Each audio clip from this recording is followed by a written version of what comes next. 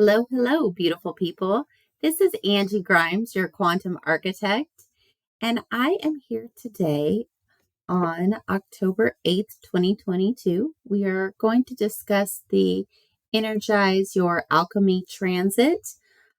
This week we're traversing the gate 57, which is called the Gentle. And this particular gate has absolutely everything in life to do with acoustics. Actually, even light can be reduced down to a sonic signature. So the sound spectrum that we currently can access is actually very narrow.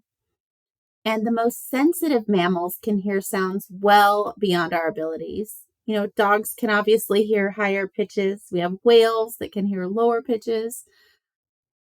At the simplest level, we're actually made up of layers of flickering and alternating sound waves. Our challenge states of consciousness are governed by fear. And I want to talk to you about this for a moment because to understand more precisely what I mean when I use the word fear, it may help to reduce it in your mind to a certain range of frequencies. If fear-based states fall into a particular wave band, then we can see how easily it might be able to adjust our own frequency and raise ourselves above this fear band. Now, I get that may sound really easy, but there's one thing that we have to remember, and that is that collectively, humanity vibrates within the fear band frequencies. There's something called entrainment that I speak about pretty often, but how I describe it is if you're placed next to an audio output source, really what would happen is before too long, we would automatically begin to vibrate at the same wavelength as that particular output.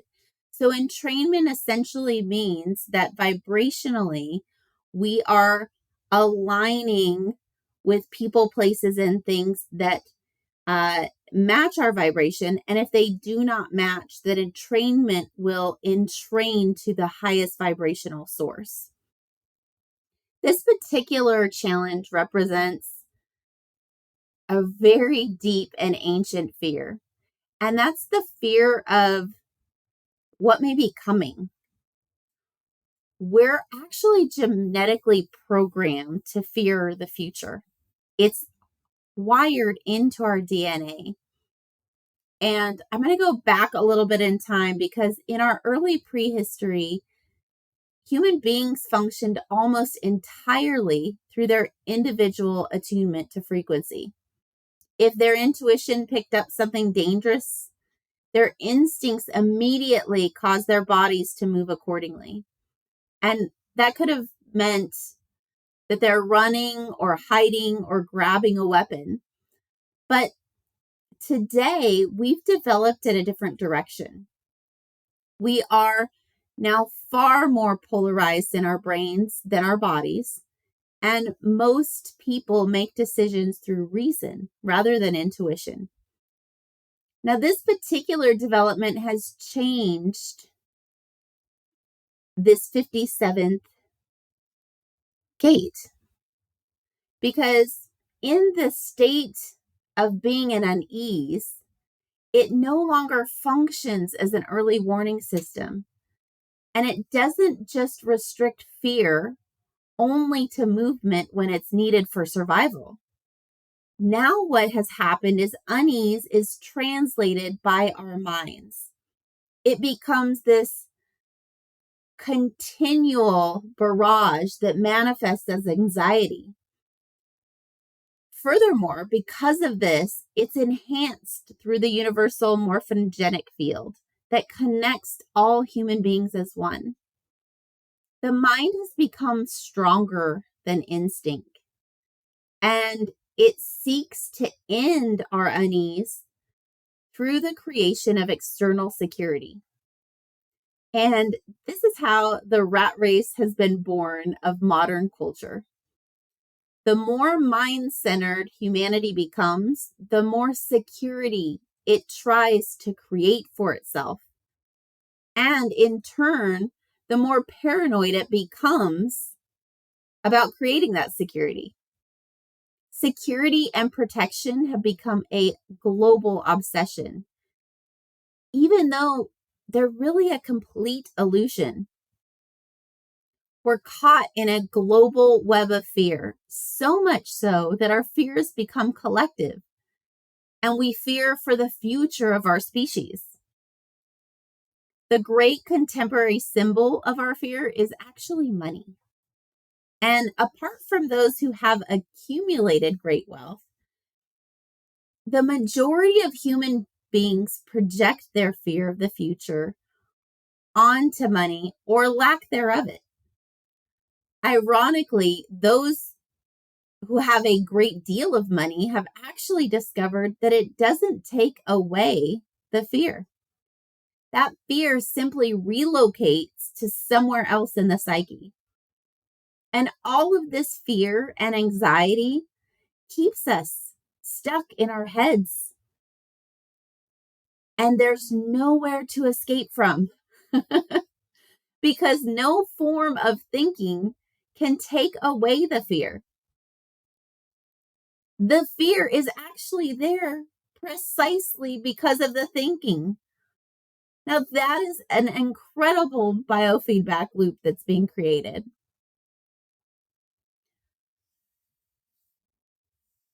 We have developed our neocortex, and without that, our early ancestors lived very much moment to moment, really in a reality that we cannot easily imagine. Our minds simply do not allow us to have the experience of living in the absolute present. Even though all of life, including our body, does live in the present moment. This mental rat race within each of our minds has shaped the world we see around us today. Fear is an incredibly creative force, but it prevents us from rising above a certain frequency band as a species. We've come just about as far as we can within the relatively low band frequencies that we have. And if we linger there much longer, we will indeed create and enter into the very phase of self-destruction that terrifies us the most.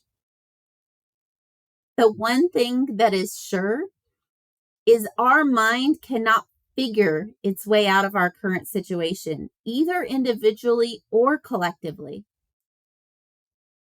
Okay, I do have some really good news now that I'd like to share with you. We're not afflicted with a disease. We're simply passing through a particular developmental stage of our evolution. And that biofeedback loop that I just spoke to, there's a way out of it.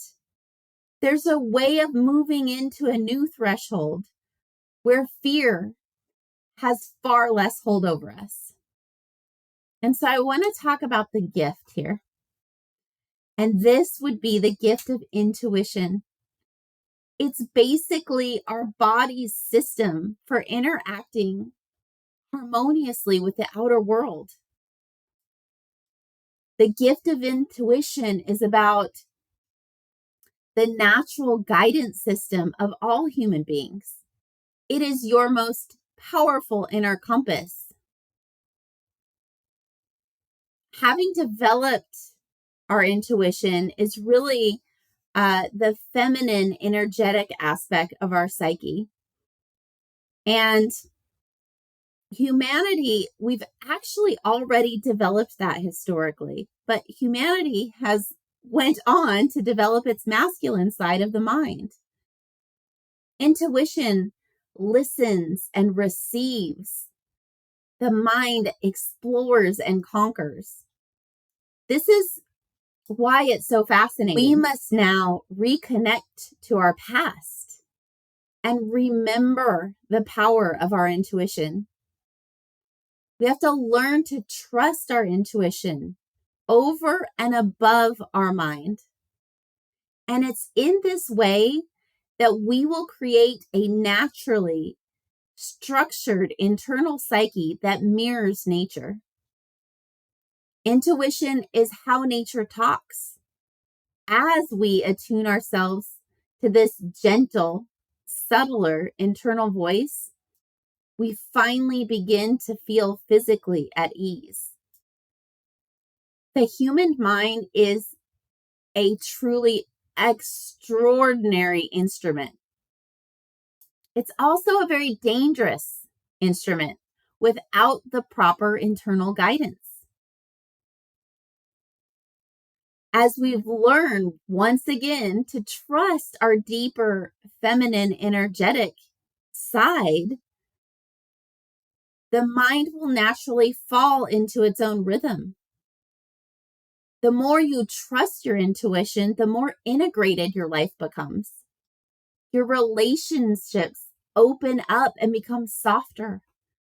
The path of your destiny is made increasingly clear, and events move more smoothly as though the entire universe were supporting you. By the way, this is exactly, of course, what is occurring. Your fear and anxiety will persist in the beginning, but after some time, intuition will become more natural and powerful inside you, as though an invisible force were overriding your old conditioned programming. Every time you trust in your intuition or make a decision based on it, you raise the frequency of your whole aura. Your awareness operating system changes gear and your body begins to hum with life. The deeper you go into this new awareness, the more the fear inside is transcended. One of the things that you actually will begin to have a great revelation around, the fear that you experience is not actually inside of you. It's a field that you may live in, pass through, or perhaps ascend beyond. Evolving this sixth sense is the first stage in the process of vibratory ascension because it allows you access to the universal quantum field.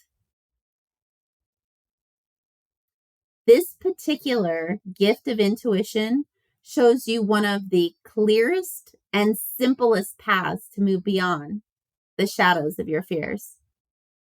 I hope that you find yourself this week exploring how your intuition speaks to you and how you can strengthen that channel.